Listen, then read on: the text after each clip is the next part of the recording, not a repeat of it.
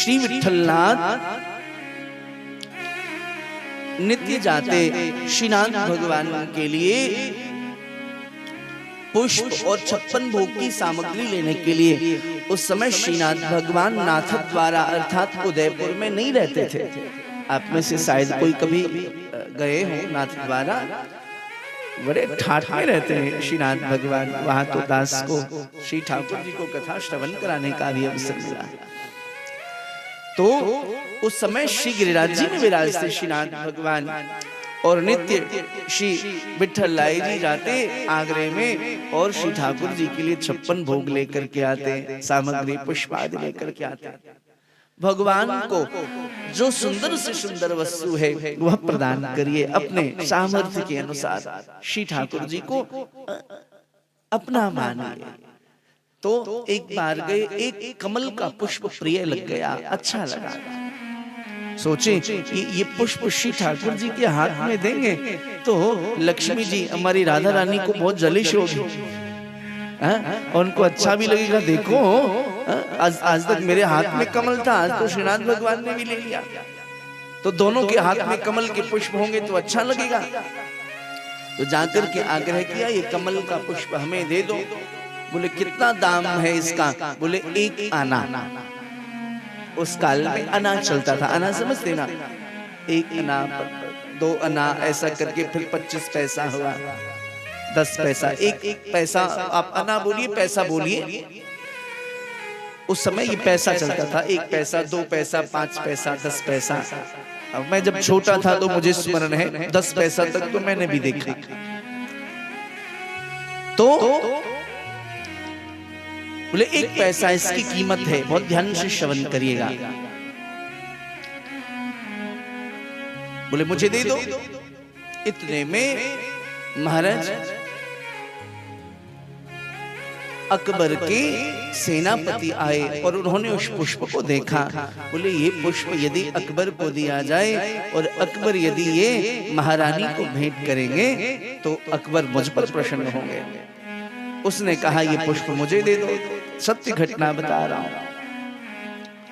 माली ने कहा ये तो बिक चुका है। बोले कितने पैसे में? बोले 1 पैसे में। बोले मैं तुम्हें 50 पैसे देता हूं, ये मुझे दो। मैं तुम्हें 50 पैसा देता हूं, ये तो मुझे प्रदान कर दो। हाँ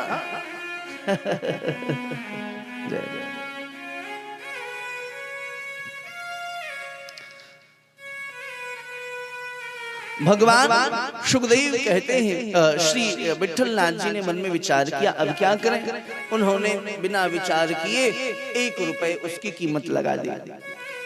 अब 1 रुपए लगाया तो सैनिक ने 10 रुपए लगाई, फिर उन्होंने 20 लगाई, उसने 50 लगाई, फिर विठलनाथ जी ने 100 रुपए लगा दिया।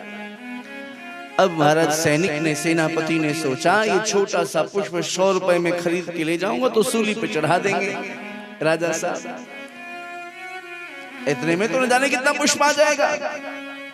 तो उन्होंने क्या किया, वो पुष्प छोड़ दी और श्री विठलनाथ जी ने वो पुष्प कहा मैं आपको दूंगा। अपने सारे वस्त्र उतार के दे दीन हैं। बोले हमारे साथ चलो। उनके पास जो कुछ भी था सब कुछ नीलाम कर दीना और वो सारे जीवन के धन को नीलाम करके और 1 पुष्प खरीदा और ले जा करके जैसे श्रीनाथ भगवान के मुकुट पे वो पुष्प लगाया, मुकुट टेढ़ा हो गया, झुक गया नीचे। खूब सीधा करें, बार बार टेढ़ा हो जाए। कभी कभी आप देखोगे ठाकुर जी को तिलक लगाओगे, कभी इधर भाग जाएगा तो कभी ठाकुर जी बहुत नखरे करते हैं। कभी तिलक इधर चला जाए, कभी उधर चला जाए, कभी बंदी लगाओ तो उधर भाग जाए, कभी पोशाक नहीं पहनते, नटखटे ना ठाकुर। भगवान को, लड्डू गोपाल जी को वो लाड़ प्यार से रखना पड़ता है। बहुत नखरे करते हैं, बहुत प्रयास किया पर वो मुकुट सीधा ना हो। वे महाराज क्या करो, उनको लगा कि ये पुष्प उनको स्वीकार नहीं हुआ, इसलिए रूठ गए। महाराज उदास होकर के आरती आदि करके सोने के लिए गए तो महाराज स्वप्न में श्रीनाथ भगवान विठलनाथ जी के आए। भैया मैं संसार के वजन को स्वीकार अपनी इतनी उंगली के नख पे कर सकता हूँ, ये मेरा सामर्थ्य है। अपने भ्रुकुटी टेढ़ी करने मात्र से संसार के को प्रलय संसार में ला सकता हूँ, पर तुम्हारा ये पुष्प जो है इसका वजन मुझसे सहा नहीं जा रहा। ये पुष्प महाराज बहुत भारी लग रहा है। कहने का आशय श्री ठाकुर जी भाव के भूखे हैं। तो ये कथा जीव के जीवन की व्यथाओं को नष्ट करती है। बोली कृष्ण कन्हैया लाल की।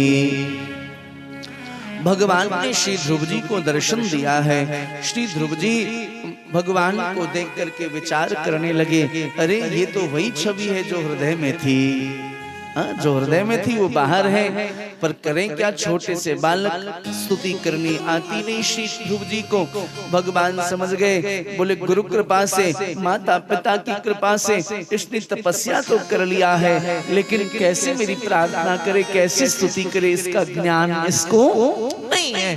तो श्री ठाकुर जी ने अपने शंख को लिया है और श्री ध्रुव जी के गाल में स्पर्श कराया। स्पर्श बालम कृपया कपोले। जैसे गाल में शंख को स्पर्श कराया है, स्पर्श कराते ही सज्जनों श्री ध्रुव जी महाराज को चारों वेद का, 18 पुराण का, 6 शास्त्र का ज्ञान हो गया और श्री ध्रुव जी महाराज ने हाथ जोड़ करके स्तुति करनी प्रारंभ की। यो प्रविश्य मम वा चमिमां प्रसूक्ता संजीवयत्यखिल शक्तिधर स्वधाम्ना अन्यासहस्रचरणाश्रवणत्वगादि प्राणान्नमो भगवते पुरुषाय तुभ्यम्।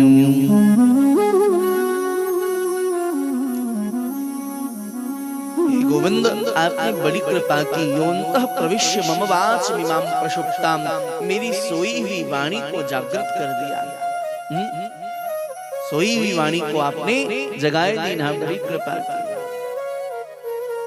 कृपा से मैं फिर एक बार बोलूं, क्या नहीं हो सकता, भजन से क्या नहीं हो सकता।